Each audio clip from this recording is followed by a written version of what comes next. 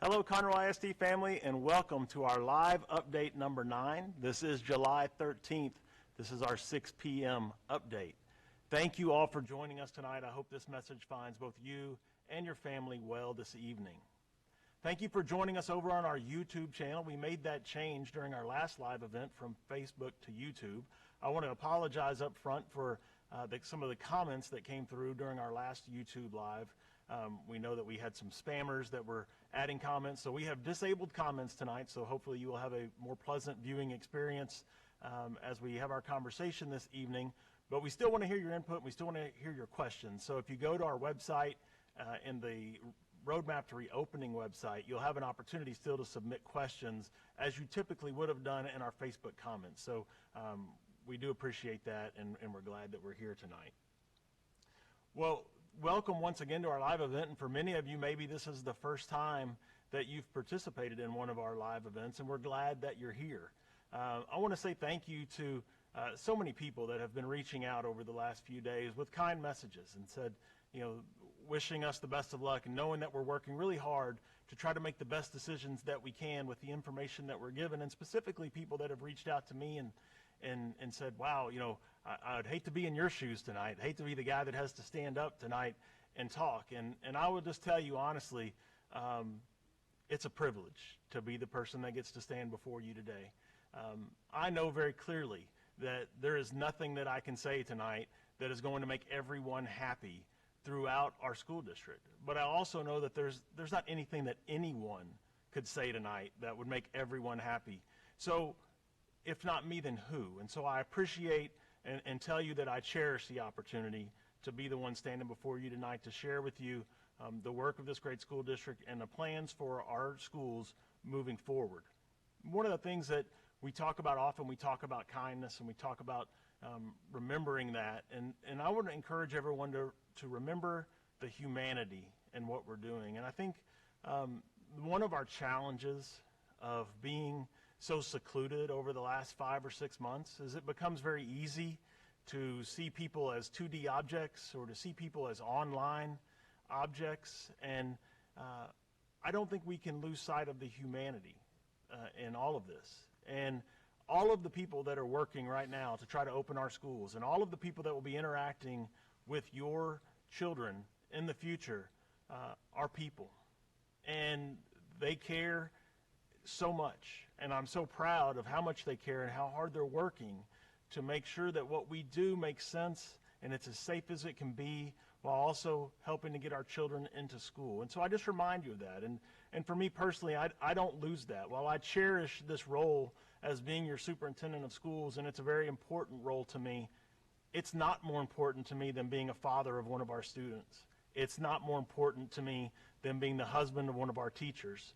And it's not more important to me than being an only child who looks after and cares for his parents who are getting older. I won't say they're old because they're probably watching this tonight. They're not old, but they're getting older. And I feel that same burden that so many of you feel, those same emotions that you feel, I feel them as well. And so does everyone that works here and everyone that's trying to make this happen and do the very best that we can do.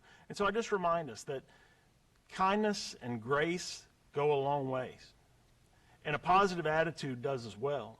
And one thing that I know for certain, and we all know this as parents, and sometimes it's the hardest part about being a parent, is our children are always watching. And so whatever we like or dislike about the plan or whatever our concerns are about this school year, it's very important that through our children's eyes, they feel like they are going to be successful next school year. Be it an online world or be it in school, it's important that they feel like that you think they're going to be successful and that you think they're going to be safe, because they need to know that from you. And so that is really important tonight, and I just want to remind us of that as we embark on tonight's conversation. You know, one of the things we're going to do tonight is really focus on the things that we can control. You know, it doesn't do me or this district much good for me to spend a lot of time worrying about things that I can't control or complaining or fussing about things that I can't control, that we don't control as a school district. So I'm going to give you information so that you know where decisions were made, but also know that once those decisions were made, for us, it's not about debating those decisions. It's about moving forward and finding solutions, because that's what we have to do. That's the only thing that's going to help us be prepared when it's time to bring students back into our schools or time to start educating them online. So that's going to be our focus. You know, having a positive attitude is important for me. It's important for our school district, and that's going to be our focus. So you're going to hear that tonight, I hope. Now, the big qualifying statement of everything that's going to be said tonight is everything that I'm going to tell you tonight can and probably will change. All right, we are 1 month away from our scheduled first day of school. We see how things have changed so rapidly throughout this pandemic.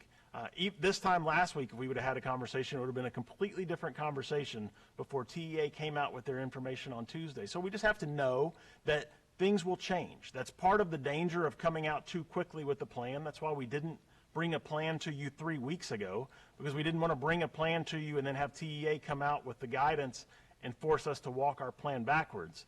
Well, we've received TEA guidance, so we do feel good about bringing a plan forward to you, but we also know that with that month left before school starts, it's very possible that their guidance could change tomorrow, or the situation in the state could change at any point and force us to look at these items. So just know that what we're talking about today is applicable today, July 13th.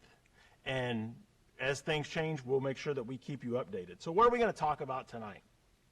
We're going to talk about our school options. So what are the two options for you and your children as we return to school in August?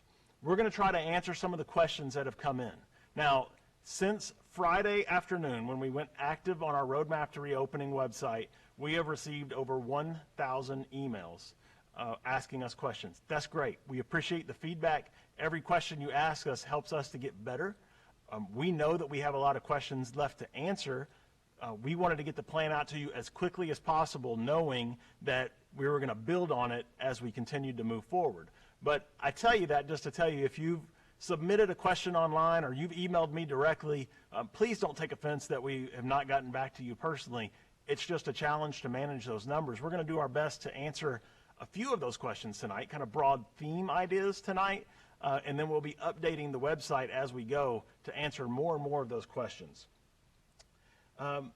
We'll also talk a little bit about some things that are still up in the air a little bit, things that we don't know, and we'll talk about that and when we may know them. And then we'll also want to highlight for you tonight an email that you're going to be receiving tomorrow. And that email is going to come from our enrollment online system. You may remember it as InfoSnap in the past. That's that website where we would get emails and go in and do all of our pre-registration for our kiddos before school starts. It's now called Enrollment Online. And you're going to receive that email tomorrow. And one of the questions in that email is going to be asking you, do you want remote instruction or do you want face-to-face instruction?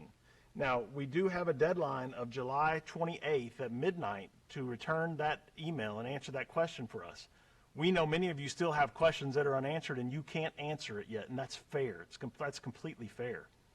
But some of you already know the answer, and what I would ask is, if you know the answer to that question, please answer it as quickly as you can, because that's going to help our campuses plan. It's going to look very different at the Woodlands High School, for example, if they have 3,000 students in attendance every day as compared if they only had 1,500 students in attendance every day in person. So the faster we know those numbers, the better we can plan, and the faster we can get you more information and more detailed information that you are desiring. As we look back on our previous conversations, we've talked over and over again about making decisions in Conroe ISD to protect our community and to protect our school year. And we continue to do that. We did make a decision this week to cancel our in-person, face-to-face summer school interventions at some of our elementary campuses. It did not seem prudent to do so at this time with the numbers rising the way they were, so that decision was made. Now, we are back in person this week with our UIL events on the high school levels. We continued our safety protocols for those students, but if they are going to be ready to compete in the fall, they do have to train and they do have to be prepared, so they're back at it. We also talked last time about flexibility and grace. We know that whatever we talk about today or whatever plan we have in place or whatever that plan may be even on August 12th or into September, it could change at a moment's notice. So we are all going to have to be ready to be flexible and make changes as needed throughout this process. I mentioned last time that we won't waver. We're going to stay focused on student safety, and that is true. We are not changing that focus, and we're going to spend as much time trying to mitigate the threat to student and employee safety as we can. A big thank you to our great committee of over 75 people from all departments in the school district, parents, physicians, leaders in our community that have helped us to form our framework. And that committee has done a great job of guiding us. They are not the decision makers. They give us direction, and administratively we make decisions. So I want to say a big thank you to that committee for the work that they've done, and a thank you to everybody across the school district who has been in those decision-making positions to help get us to where we are today. Now, the reason we're all here tonight is because we got big news last week from TEA. On last Tuesday at 3 o'clock, TEA released their guidance to us for the face-to-face portion of the school year next year. And within that guidance was a mandate from TEA that says we must have face-to-face instruction 100% of the time for our students. So what does that mean? That means we have to have a normal school schedule for our students. So many of you have asked, hey, can we do a hybrid? Can we do what I've seen in other states where their kids are going to school, half the kids go on Monday and half go on Tuesday, and they're closed on Wednesday for cleaning and half go Thursday?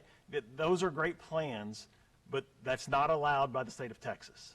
They did not give us that opportunity. So while we were working on a plan like that, we didn't roll that out to you because we were waiting for TA's guidance, and they have told us that that's not allowed. So we've moved on. We know that we're going to be face-to-face 100% with no hybrid. It's going to be every day. One of the other changes that was made is they have taken away my ability and my authority to close schools based on health concerns. The only people that can close our schools due to COVID-19 is either the governor or our local health department. So I do not have the ability to close our schools. It is the expectation of the state that our schools will open, and we will be here to instruct and teach our kids. We must follow the governor's guidance on masks. We currently have a mask order. We'll talk more about masks in the future, but we must follow that guidance. And you will see that based on TEA's guidelines, the use of proper PPE is going to be so important to keeping our schools open and allowing us to keep our students safe and keep our faculty safe.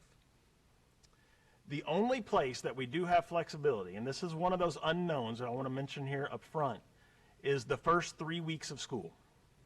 So the governor and TEA has given us the ability to ramp up into our school year as we see fit. At this point, I don't know for sure exactly what the first 3 weeks of school are going to look like. I want to be upfront and tell you that.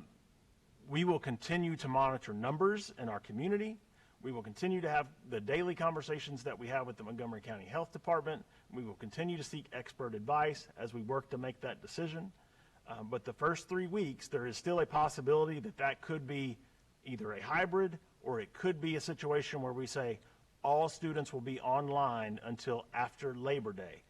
That is a possibility. It is not a decision that has been made, but I want to make you aware today that that is something that we will have to consider moving forward.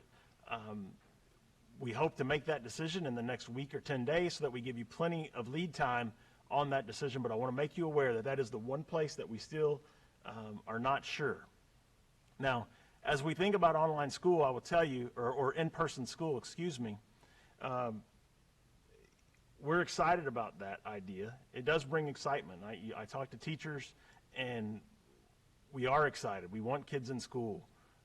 But if we're being very real and honest here, which is what we do in these Facebook Lives, these are conversations, not scripted speeches, our teachers are scared. And I think that you can appreciate that as parents, right?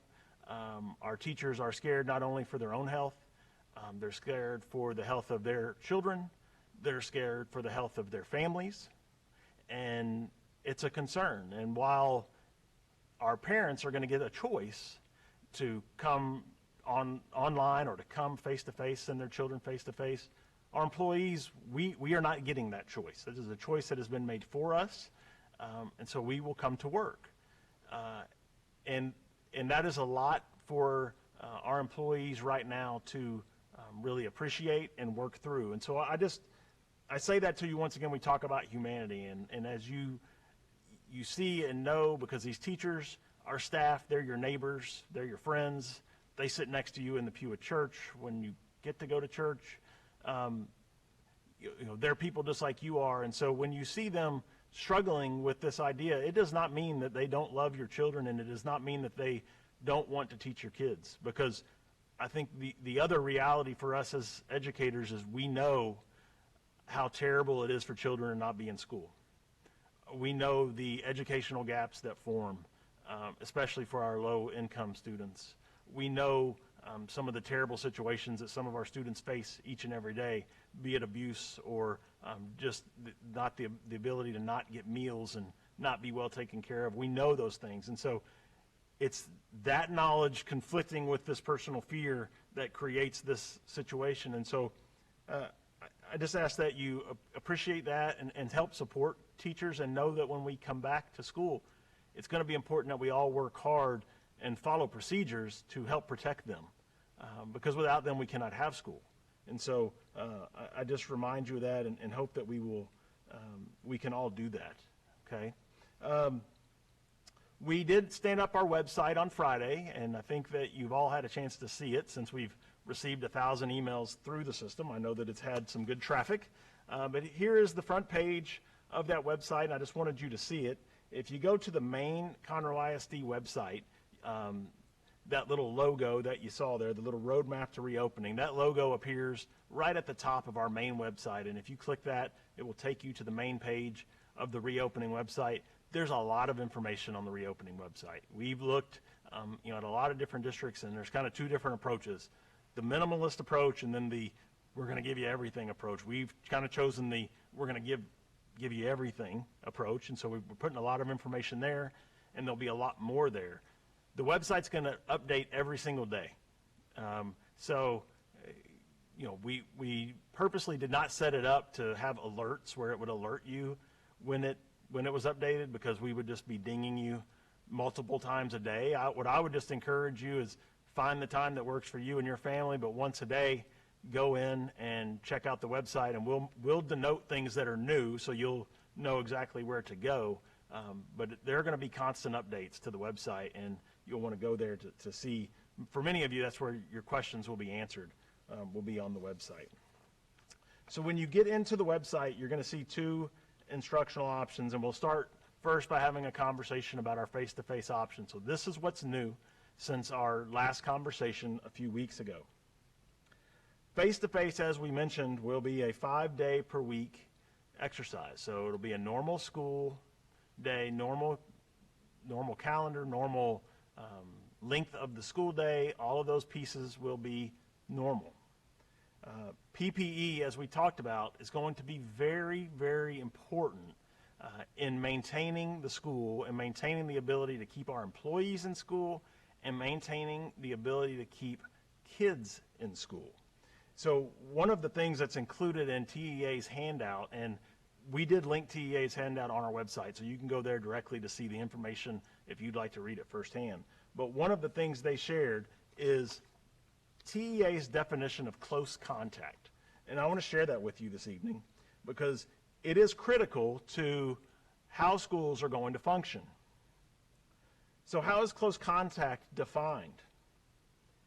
It's defined as being directly exposed to infectious secretions, so being coughed on while not wearing a mask or face shield from someone who is lab confirmed to have COVID-19, or being within 6 feet for a cumulative duration of 15 minutes while not wearing a mask or face shield with someone who is lab confirmed to have COVID-19. So let's break that down. A lot of questions have come in. If one kid in my child's class tests positive, is my child going to be sent home for 14 days to quarantine? Children, employees, all of us will only be sent home to quarantine if one of those two close contact definitions are hit. So if you're properly wearing face covering and you're practicing as much social distancing as possible, you will not be forced, and your child will not be forced to go out and be out for 14 days. So the use of PPE is critical, as you can see here, because if we're not all properly using it, then we're going to see massive amounts of students be quarantined, be sent home. We're going to see the same thing with our employees, where they're going to be sent home and not be available to teach your children. And so proper PPE is really important, and we've talked about ages 10 and up. It is a requirement, but I would tell you that even below age 10, where it's appropriate, many doctors would tell us, even pre-K students can wear a mask and do it appropriately. Will they do it 100% of the time appropriately? No. Are we going to have to help them? Yes, we are. But every minute that they are wearing it is better than not wearing it at all. And so one of the pieces of advice that I would give you at this point is, begin to work out what works best for your family, for your child. Is it a cloth mask? Is it a gaiter type thing that they would pull over their face? Is it a face shield? What are they more comfortable with? And begin to practice, if you would. I think that's a burden that we don't want to put on our teachers in the first week of school, to try to teach and educate our children on how to properly wear masks in the first week of school. So if you can help them practice, that would be great. Now, we're going to need to wear masks when we're in these common areas. You think about a high school, we've all been there, right? Class change. Well, we're going to do our very best to try to mitigate some of those problems. There's still going to be a lot of people when you talk about a 6A high school during a class change, and people are going to need to wear their masks so that they're not exposed, especially if they come within 6 feet and they're not able to have that social distancing. There may be opportunities in classroom where students can be spaced out more than 6 feet apart, and there'll be opportunities for them to lower their mask, and that will be very appropriate when it is, but we want to keep them safe. At the same time, opportunities to get outside and get those masks off. We're aware we don't want your children sitting there all day long with the mask, but we're also aware that if we don't use proper PPE, we can't have school successfully. So that's going to be really important for us as we do our face-to-face. We are going to have social distancing when possible in our schools. So when TEA mandates to us that we must be open for 100% of our students face-to-face, that creates challenges about how many students will be in a classroom. Now, we do anticipate that a large percentage of our students will choose the online route, and based on those numbers, it will reduce the number of students in our school, which will decrease overcrowding during class change. It will decrease overcrowding in common areas and hopefully help us to reduce class size a bit if we can work out the class schedules. But we will do our very best in all those situations to maintain social distancing and separate. If you've had a chance to look at the website, you see a lot of other recommendations based on the grade level and age of how we're going to properly handle social distancing at school. One of the areas that's a common conversation for us is the lunchroom. What is that going to look like? What will the lunchroom look like? And in many cases, it's going to look different at every campus. So some campuses may be in a situation where they are they're able to spread out in the cafeteria. Some may bleed over into an LGI or into a hallway. Some may utilize eating more in a classroom or eating outside more. But all the campuses are working on plans for that as we speak. Will we have transportation? Yes, we will have transportation. It will run. We would highly encourage you, if it's at all possible, to bring your child and pick your child up from school, because it is not always going to be possible to have full social distancing on a bus. We will do the best that we can, and once again, it will be based on numbers and how many riders we have. But okay, I think we're back. You have to love technology, right? We can test these things a million times over, and still, just like the Wi-Fi at your house, we can miraculously go away, even though we're plugged in and we're not on Wi-Fi. So things happen. Thank you for hanging with us. We're back. I'm not sure where you lost me, truthfully. I was just talking away. So I'm going to back up a little bit, but let's talk about those positive tests and notifications. You will receive a lot of notifications from us about positive tests, but we won't close our schools just because we have a positive test. We will go into cleaning mode, But we're going to be in cleaning mode every night, and that's another question people have had is, hey, how are you going to clean the buildings? And I will tell you that we have hired additional cleaning crews that will allow us to do more thorough cleaning, and we will be doing e-misting and fogging every night. And I'm going to show you, because I asked them to bring me one of these today. I'm going to show my age a little bit here, because to me, like, all I think about is Ghostbusters when I see this. But this is an e-misting machine. And this machine goes through, and our staff goes through, and they spray this throughout every building, and they're going to do it every single night. Every building, every night. So the state's direction is you should try to do this like once a week, but if you have a positive test, then you should clean the building. For us, we're going to clean our buildings every single night. We use a chemical that we've been using. We're going to have the MSDS sheet, so you can see everything that's included in the chemical on our website. And so you can see that. It's not there today, but it will be up probably tomorrow in our update. But this machine just shoots out a mist. It will not be done with students in the building. It will be done in the evening. And the mist just sprays. I've watched them do my office, and it sprays a little mist, and you can see it, and then it settles. And so by the next morning, it will be settled. It will not be something that's airborne for students to breathe in. But this is what the machine looks like, and they'll be using it every night for cleaning purposes. You're also going to notice additional hand sanitizing distribution places. So every classroom will have hand sanitizer, which has kind of always been the case, but we'll be encouraging kids to use it as they enter and as they exit. We'll have more frequent hand washing situations for kids, and we'll also be just cleaning all materials within the classroom. So if we're going to do our best to not have shared materials, but when we must, for example, a graphing calculator in 8th grade math, if one period is going to use them and the next period is going to use them, they'll be cleaned before the next class period was to use those calculators. Now, other things that we know of is it's not going to be the same as it always has been, all right? And we're going to give up and lose some things that we cherish. But we also understand that sacrifice is necessary for us to be able to do what we're trying to do. And what I mean by that, one example would be visitors to our buildings.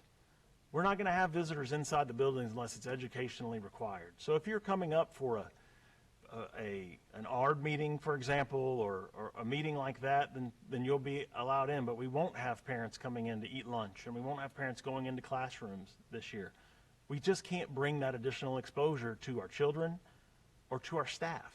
So is that going to be disappointing? Yes, certainly it is. We understand that, but we also, once again, understand the need to protect our community, protect our school year, protect our kids, and protect our staff, and those are decisions that we've had to make.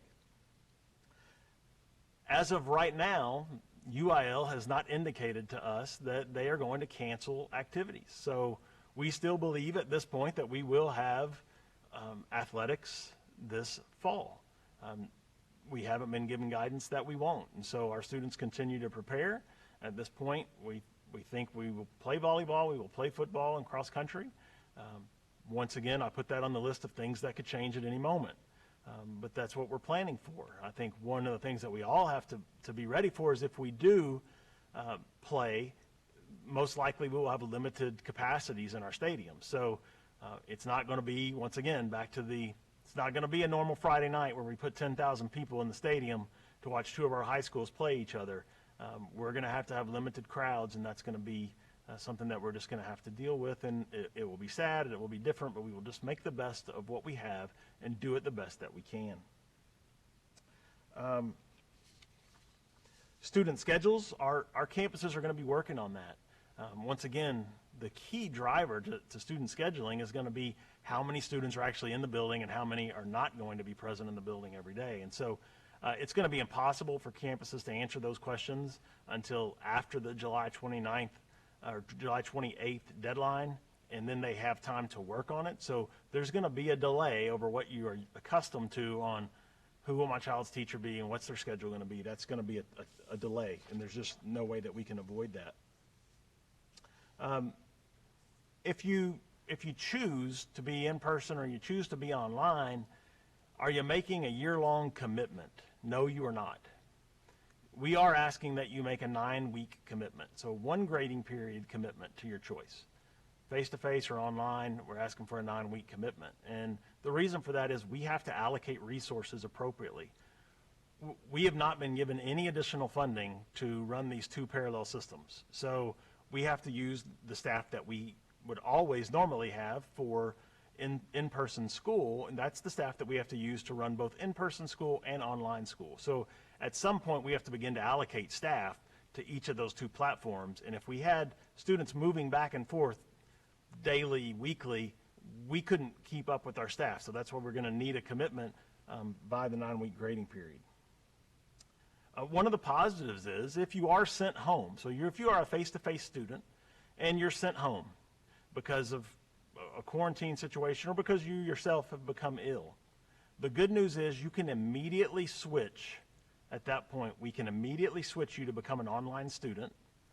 And if you become an online student immediately and start working right away, then you don't have to be counted absent.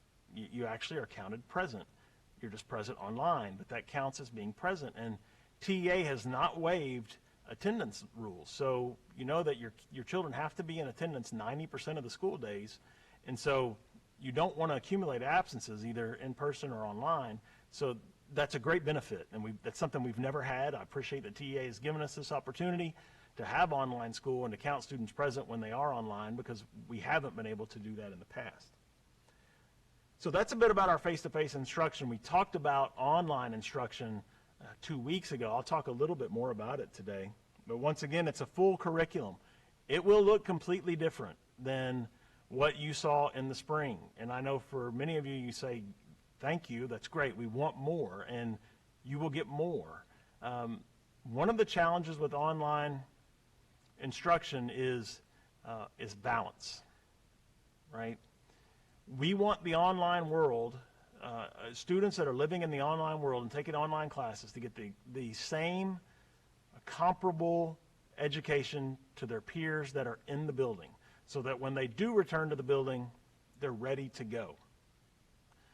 So that's one side of this equation. The other side of the equation is you don't want to overburden families. You don't want to overtax children at home. You don't want to have children just spending their whole day on the computer. But you can't have, that equation doesn't balance, right? You can't expect for what children are doing at school in 7 hours for an online student to be able to do it in an hour and a half and think that they will be equal, because they won't. It just doesn't match. So it is going to require an investment of time in the online world. And what we've talked about is, in the elementary level, it's likely 3 hours a day, and on the secondary level, it's likely 4 hours a day. And that may not be a set 3 straight hours. You have to sit in front of the computer for 3 straight hours.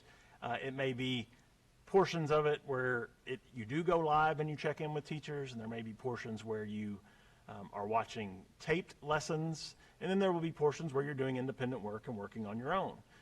So there'll be a combination of all of those things, but you will have to engage, and attendance must be taken. That is a TEA rule, that we must take attendance daily on our online students. So, and that same 90% rule does play a role. So, if one of the questions might be, well, can my student just save up all their work during the week and we want to do it all on the weekend?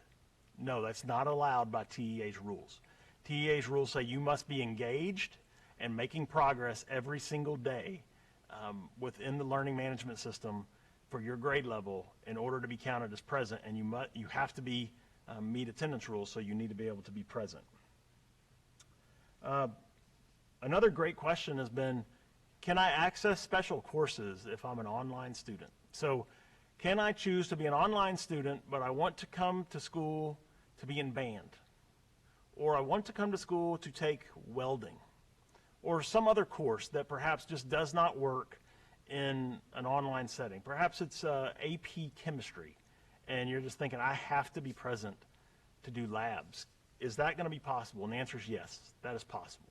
We can accommodate you in that situation, and we can make that happen. So I know some districts might call that a third option, a hybrid option. For us, you're an online student because that's how we're going to track you in attendance, but you can come up and be present. Now, you'll have to provide your own transportation. We will not have the capabilities of running buses in the middle of the day to bring you to one class, so that'd be the caveat there is you're going to have to provide your own transportation, but you can still have access to all those special classes, a lot of those things that students really love and enjoy about the high school experience specifically. You will still have that access. One of the other questions is, who will our teachers be in the online world? And the answer to that is, I can't tell you for sure yet. What I can tell you is they will be our great Conroe ISD teachers. In most situations, they will be a teacher from your child's enrolled school, but I can't even guarantee that that will always be the case.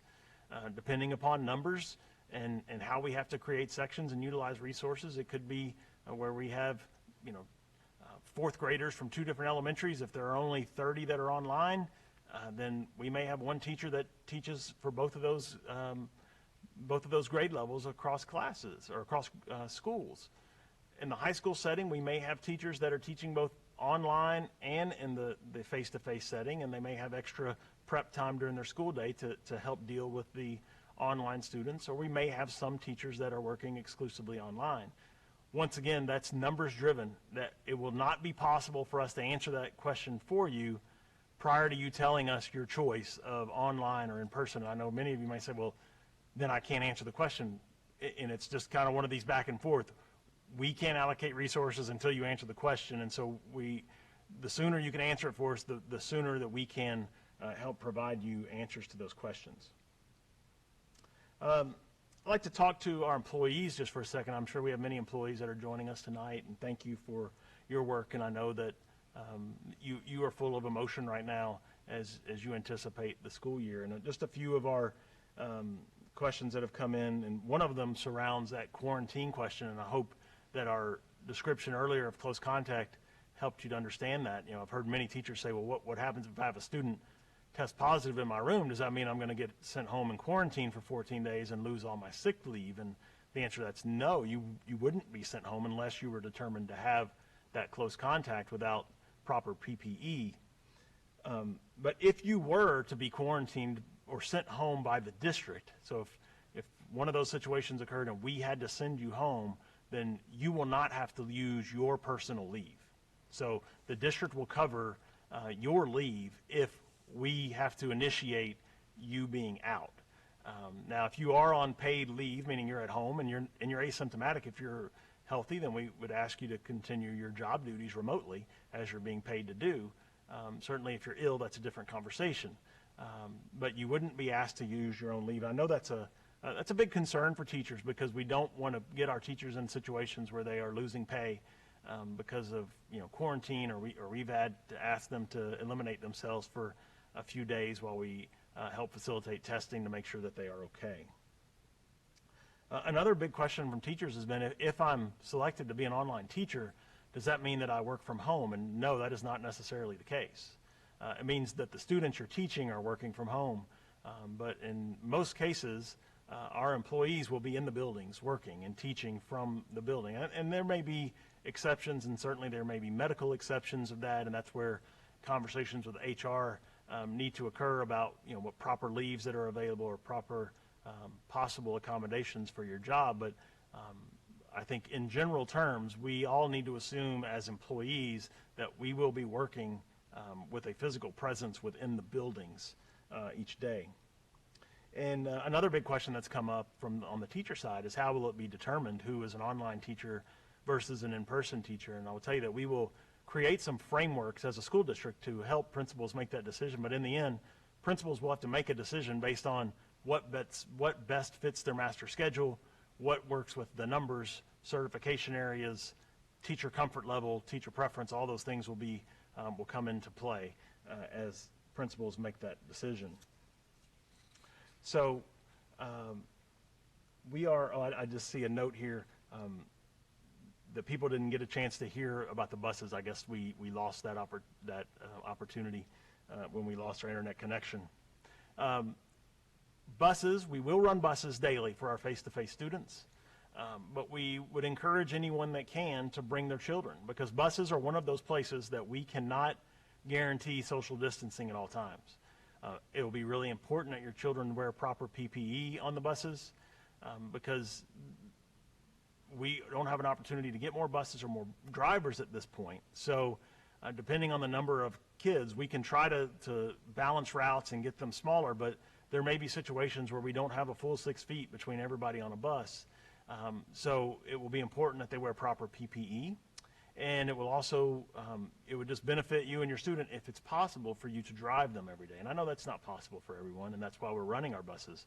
But we just all have to understand what the buses will be and what they will look like. As we mentioned earlier, our website will be updated daily. So hopefully you will have an opportunity to go to the website as often as you're able. If you haven't had a chance yet to really sit and dig into that website, I encourage you to do so. I'll remind you it's a framework, okay, because what we're trying to do is put a framework out there that applies to 64 campuses, and they're all different.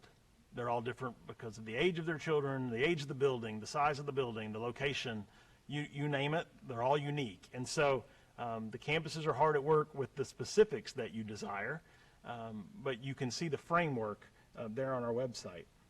We are going to continue to monitor and reassess our plan for the first 3 weeks of school. As mentioned in the beginning, if you weren't with us, that is still something that is up in the air at this point. The first 3 weeks of school is the one place that we do have flexibility. We continue to monitor these numbers and how they're trending here across the state, and we'll make a decision on the first 3 weeks of school, hopefully here in the next week or two, so that we can give you a proper heads up about that. I will remind you that the enrollment email is coming tomorrow. Once again, I think we can put that up on the screen so you can see what that email is going to look like. You will all, as parents, get this email from us tomorrow. Once again, I understand that you may be still educating yourself and working through your personal situation as you make your choice of online or face-to-face instruction, but if you know the answer to that, we would ask that you go ahead and complete this and get it to us as soon as possible. You'll see if you click remote or online instruction that you will then be asked about your internet access and devices, and we will do our very best to provide you all that need it with a device. We don't yet have enough devices to give every student a device in Conroe ISD. It's not a way that we have chosen to spend technology money, but we will do the very best that we can. We continue to buy more and more, so we will try to do that. One of the questions that we've had, or I know comes up, is, can we use some bond money, the bond that we just passed, to hire more nurses and to do some things? And the answer to that's no, we can't. Bond money is very specific by law. It can only be spent on buildings. So while that money is there, it's not available for us. Like Sci-Fair, for example, you may have seen them. They spent $45 million of bond money on buying new laptops for every student. But in their last bond, they had $200 million allocated for technology. When we went back to the voters in November for our second bond, one of the ways that we decreased the money is we lowered the amount of spending on student devices and technology. So we don't have a large sum of money sitting available like they do. We are pooling resources and doing all that we can, and we'll buy what we can, but we don't just have that large pot of money available like you may see other school districts do. We just don't have it. And so I would encourage you, once again, to spend time on the website, educate yourself, okay? Submit questions if you have them. Please don't take it personal if we don't give you a personal response to your email, especially right away. We're going to do the best we can, but it just may be that the answer to your email ends up being an FAQ on our website rather than a direct response. If you have specific questions, then you will, right? Because every child's different and every situation's different. That's where your campus is going to come into play. That's where they're going to be able to talk to you about your specific child's situation and help you to work through anything that you have. And I'm going to wait here and see. I don't know if we have any questions, and I think we've tried to cover most of our questions, that at least the big themes. And I know, like I said, over 1,000 emails. We have Plenty of more questions out there at this point, and we'll do our best to answer them over the next few days. But thank you for being a part of this. Once again, I encourage you to have great conversation within your family, talk to your kids, help your kids to become comfortable with it, whatever decision you make as a family for their learning for the fall, and know that the people in Conroe ISD are all working absolutely as hard as we can to make sure that we provide a safe and positive learning environment for your children for whichever route that you choose. So thank you so much. As we have more information, we'll schedule another Facebook Live, but up-to-date and moment-by-moment information will always be on the website. Thank you very much for joining us tonight. Wish you all a very safe evening. Thank you.